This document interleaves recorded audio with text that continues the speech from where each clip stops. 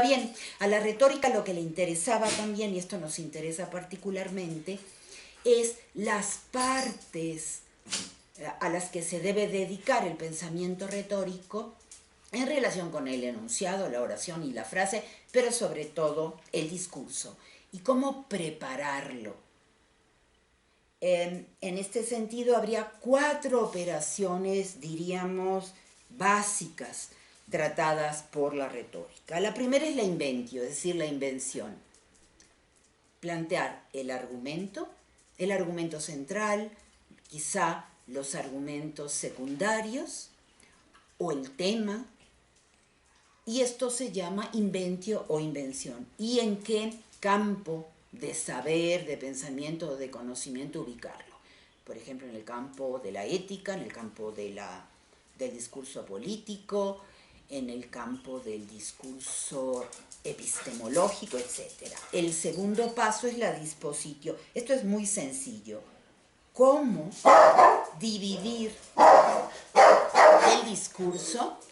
Cómo dividir el argumento para que llegue de una manera más clara, más directa y consiga lo que a la retórica siempre le ha interesado: o convencer o persuadir.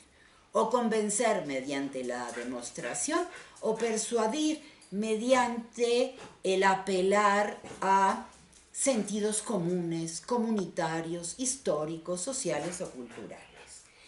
El tercer paso de preparación de la argumentación se llama elocutio, y aquí tiene que ver, por una parte, con la claridad y por otra, como se llamaba entonces, con la elegancia en la presentación del argumento. Una elegancia que conocemos no solo en relación, por ejemplo, con la literatura o con el pensamiento humanístico, sino sobre todo con las ciencias, y con las ciencias quizá más duras, la matemática. La importancia de que tú presentes de una manera elegante, muy concentrada, muy directa, muy inmediata, un argumento que busca en efecto convencer a los otros. En el caso de la retórica que más conocemos, se llega a la claridad y a la elegancia mediante las figuras o los tropos discursivos, mediante las metáforas, las metonimias, figuras discursivas. Y llegamos a la cuarta parte de preparación argumental, que es la parte que tiene que ver con la acción, es decir, cómo quien escribe o el orador se dirige a los otros. Y esto es interesante porque es mediante, le llamaríamos, una puesta en escena de la argumentación. No del argumento, sino de la argumentación.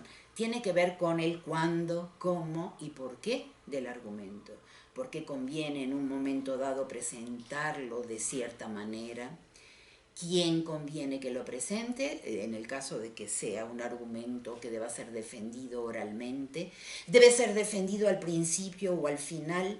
En fin, todo esto resulta importante. Una cosa que me parece que no debemos olvidar: estas 4 partes, estos 4 momentos de preparación argumental, aunque los he planteado en ese orden, normalmente la inventio tiene que ver con la parte de la acción, del actio, con la parte de la pronunciación correcta, apta.